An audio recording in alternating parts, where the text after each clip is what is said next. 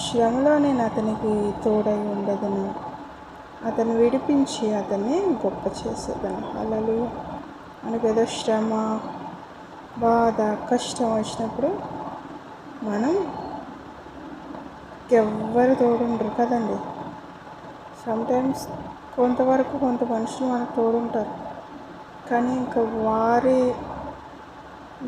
వారు కూడా ఇంకా కొన్నిసార్లు చేతులు ఎత్తేస్తారు. వారు చేయగలిగిన వారు చేస్తారు, కానీ దేవుడు శ్రమలో నేను అతనికి తోడై ఉండేదను, అతన్ని విడిపించి అతన్ని గొప్ప చేసేదను. హల్లెలూయా. దేవుడు మనల్ని విడిపించి ఆ పరిస్థితిలో నుంచి మనల్ని గొప్ప చేస్తారంట. హల్లెలూయా కదండి. మళ్ళీ ఇక్కడ వ్రాయబడి ఉంది,